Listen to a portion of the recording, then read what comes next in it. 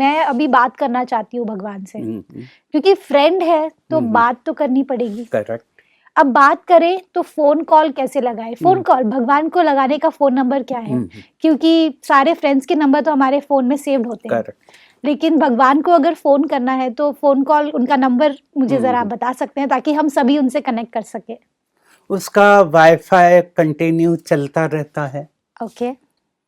और साइलेंस उसका first medium है जी। जब मैं साइलेंट हो जाता हूँ ओके। और डिटैच हो जाता हूँ तो वो ऑटोमेटिक रिंग बजना शुरू हो जाती है। Oh wow. जब मैं सब सहारों को छोड़ देता हूँ तो तब वो कनेक्शन ऑटोमेटिक हो जाता है।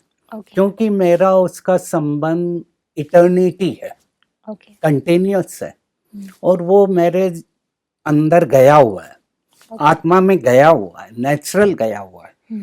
तो आत्मा को अपना फादर हमेशा याद ही रहेगा।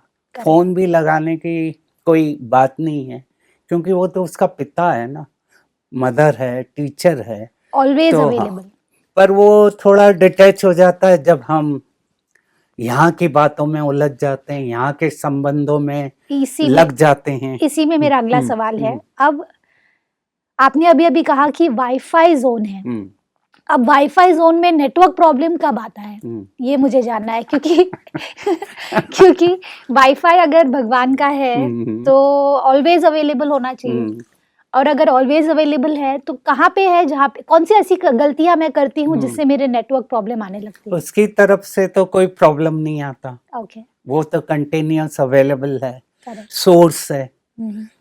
प्रॉब्लम हमारे खुद के नेटवर्क से आता है, हमारे मोबाइल से आता है, हमारे सॉफ्टवेयर से आता है। और हमारे सॉफ्टवेयर में जो चल रहा है कन्फ्लिक्ट, उसका प्रॉब्लम आता है। और कन्फ्लिक्ट का कारण भी रहता है कहीं ना कहीं अनवांटेड नेगेटिव थॉट्स मूव कर रहे हैं, और हम अपने से ही लड़ रहे हैं। मेरी अपनी लड़ाई ही चल रही है, और उस कन्फ्लिक्ट के कारण नेटवर्क में प्रॉब्लम आता है।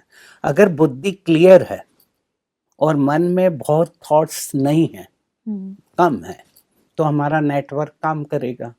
बुद्धि, मन और बुद्धि में कन्फ्लिक्ट है तो कहीं ना कहीं वो कनेक्शन होगा नहीं, क्योंकि माइंड क्या कर रहा है, कहीं और डायरेक्शन में ले जा रहा है, और बुद्धि कहीं और उसको कह रही है। जी। तो दोनों की एकाग्रता जरूरी है, माइंड और इंटेलेक्ट में। दोनों अगर अच्छी तरह फ्यूजन हो जाता है, ब्लेंडिंग हो जाता है, तो नेटवर्क काम करेगा। तो हमारा खुद का ईगो, वो भी एक प्रॉब्लम है, और हमारे अनवांटेड थॉट्स, व्यर्थ संकल्प, वो भी नेटवर्क को ब्लॉक कर देते हैं। साथ ही साथ अगर हम दो नंबर्स एक साथ लगा रहे हैं तो भी प्रॉब्लम हो सकती है। ये जैसे एक तो भगवान को लगा रहे हैं और दूसरा हम किसी और दोस्त को भी लगा रहे हैं, तो ये चीज अगर मैं कर रही हूँ तो शायद उससे भी नेटवर्क प्रॉब्लम आएगा। प्रॉब्लम आएगा। ओके। क्योंकि दो जगह आपका ध्यान जा रहा है। एग्जैक्टली। और वो चाहता है कि जब मेरे को लगाओ पूरी तरह लगाओ, 100% लगाओ। उसकी एक ही कंडीशन रहती है कि जब मेरे से बात करो जी, बाकी सबको बंद कर दो। जिसको हम लोग कहते हैं साक्षी दृष्टा, या कहें डिटैचमेंट। हर तरफ से मैंने अपने को अलग कर लिया और फोकस किया उसकी तरफ।